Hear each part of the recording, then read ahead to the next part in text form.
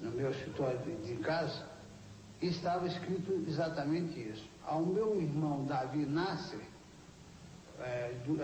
de Emanuel, ao Manzon, ele havia feito uma dedicatória semelhante. Por coisas assim, é que eu tenho muito medo de me envolver em assuntos de espiritismo. Centenas de milhares de pessoas já foram atendidas pessoalmente por Chico Xavier. Daqui a pouco, você vai ver imagens inéditas do início do trabalho do médium. Cenas aéreas mostram as filas imensas que se formavam à porta de Chico Xavier, em Uberaba. Ben-Hur. Em 1959, Chico Xavier bateu a porta de casa e trocou a pequena Pedro Leopoldo por uma cidade maior. Uberaba, quase na divisa de Minas com São Paulo. Uberaba logo passaria a ser conhecida em todo o país como a capital do espiritismo. Assim que chegou a Uberaba, Chico foi morar nesta casa em companhia de um amigo, o médico e médium Valdo Vieira. Há vários anos que os dois trabalhavam juntos, psicografando livros numa espécie de parceria espiritual. Chico psicografava um capítulo na cidade de Pedro Leopoldo e Valdo psicografava o outro aqui em Uberaba. O primeiro fruto dessa dobradinha mediúnica com o médico Valdo Vieira foi o livro Evolução em Dois Mundos, uma obra de extraordinário valor intelectual, segundo os espíritas. Na apresentação do livro, a mensagem de André Luiz, eu que recebi. E a mensagem básica inicial de Emmanuel, foi ele que recebeu. Outro fruto dessa parceria foi a Comunhão Espírita Cristã, um centro erguido ao lado da casa onde Chico e Valdo moravam. Na varanda da casa eram servidas diariamente refeições aos pobres da cidade. Uma tradição que se mantém até hoje. Naquele tempo era a base de 300, 400 pessoas que tomavam sopa aqui. Mas quem melhor documentou essa época foi o jornalista Jorge Rezende. Ele se orgulha de guardar em casa um verdadeiro tesouro.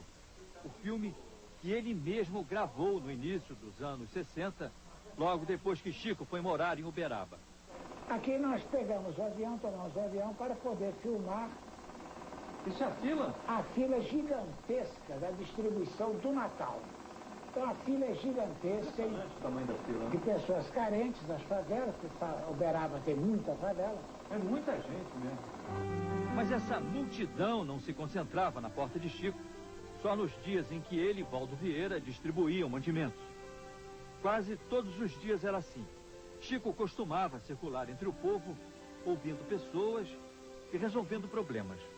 Aquela pessoa traz um problema. Todos nós temos problemas psicológicos, conflitos emocionais, físicos, problemas físicos. Então, e o Chico atende a todos. Esse compromisso de amar o próximo com a si mesmo o tem acompanhado ao longo de toda a sua vida.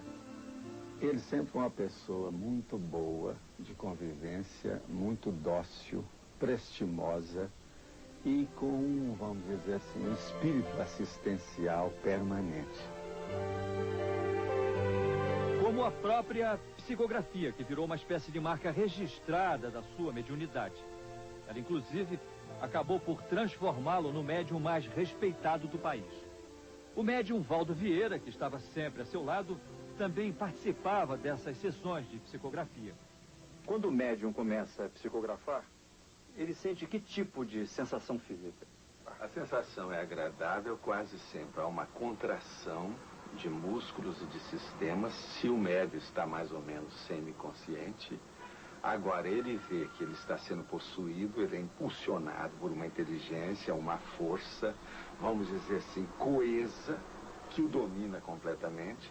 E o fluxo, então, daquela ideia passa por ele, atinge o processo da mão, as rédeas passam para outra consciência, outra inteligência que está dominando ali temporariamente. Como é que o senhor explica aquela velocidade na hora da psicografia? Agora, a coisa mais séria não é isso. A coisa mais séria é quando esse médico psicógrafo recebe mensagens em poesia, por exemplo, poemas, sonetos. Receber 2, 3 sonetos simultaneamente, às vezes até em línguas diferentes, numa velocidade espantosa, temas diferentes e que estão quase sempre relacionados com pessoas que estão chegando ali pela primeira vez. Chico fazia sempre questão de ler os poemas que psicografava. Lamento de quem ama, do mais nobre aos mais plebeus, mesmo florindo na lama, é um lírio do amor de Deus. Alta de Souza. Em maio de 1965, Chico e Valdo Vieira viajaram aos Estados Unidos para difundir a doutrina de Allan Kardec. Em Nova York, além de psicografarem algumas mensagens e atenderem pessoas que necessitavam de ajuda, os dois ainda fundaram um centro espírita. Em Nova York, você e o Chico chegaram a psicografar juntos. Nós psicografamos muitas mensagens em inglês lá. Foi também publicado esse livro, né? Que é Word of the Spirit. Esse livro foi publicado lá em Nova York. Em New York. Todos esses livros psicografados compõem hoje uma respeitável obra literária que já vendeu mais de 25 milhões de exemplares. Nosso Lar, por exemplo, que descreve como é a vida em outra dimensão, foi editado em vários idiomas. Só no Brasil, a tiragem de Nosso Lar já ultrapassou a marca de 1 milhão de livros vendidos. Francisco Cândido Xavier, segundo os espíritas, é o autor mais lido em toda a América Latina. O pesquisador baiano Clóvis Nunes, que se dedica ao estudo dos fenômenos paranormais, é um profundo conhecedor das obras psicografadas por Chico Xavier. Ele produziu uma média de 6 livros por ano, e são livros que têm uma multiversidade de assuntos. Ele produziu romances, contos, ensaios, apólogos, crônicas, poesias, das mais generalizados estilos. Então, o que ocorre é que uma mente não poderia ter essa grande criação de multiversidade de conteúdo. Graças a Deus, reconheço que esses livros nunca me pertenceram. Eles pertencem àqueles que os ditam, ou os escrevem através de minhas mãos. Nos últimos 60 anos, Chico Xavier psicografou cerca de 400 livros, entre romances, poesias, crônicas, além de mensagens de cunho doutrinário. Os direitos autorais de toda essa vasta obra literária produzida mediunicamente foram doados a cerca de 20 instituições de caridade espalhadas por todo o país. O Grupo Espírita Emmanuel, aqui de São Bernardo do Campo, em São Paulo, vem desenvolvendo uma série de atividades graças aos direitos autorais de 85 livros que foram doados a esta instituição por Chico Xavier. A renda obtida com a venda de todos esses livros mantém hospitais, asilos e dezenas de instituições como essa em todo o país. Se Chico tivesse recebido direitos autorais por esses 25 milhões de exemplares vendidos, seria um homem muito rico. Os livros não me trouxeram dinheiro e nem me dão dinheiro, mas me trouxeram aquilo que eu considero muito acima do dinheiro, que é a amizade de muitos amigos, um verdadeiro tesouro de amor que eu tenho dentro da minha vida, que faz realmente a minha felicidade, porque eu me sinto feliz com os amigos que Deus me deu. Você acha que um juiz pode aceitar a mensagem de um morto para absolver o acusado de um crime? Daqui a pouco, o surpreendente caso do jovem Maurício. Pela primeira vez na história da justiça, uma mensagem da vítima recebida por Chico Xavier absolveu um acusado de assassinato. E a história emocionante da mulher que construiu um hospital com a ajuda de Chico Xavier.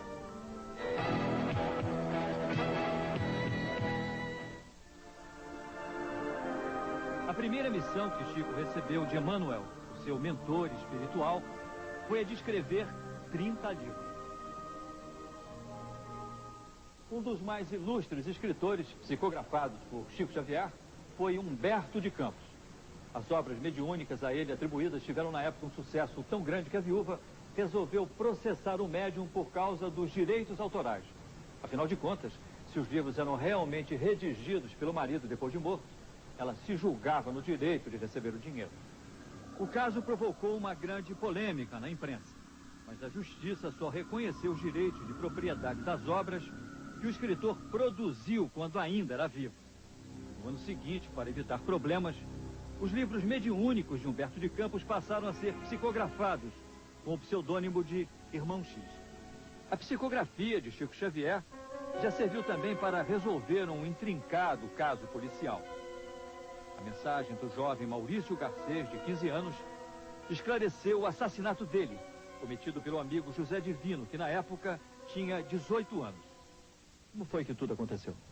O Maurício estava lá em casa, a gente estava numa dispensa lateral cozinha, ouvindo música, conversando. E ele me pediu um cigarro, eu falei que meu cigarro tinha acabado. Maurício foi então apanhar o cigarro na pasta do pai de José Divino e achou uma arma.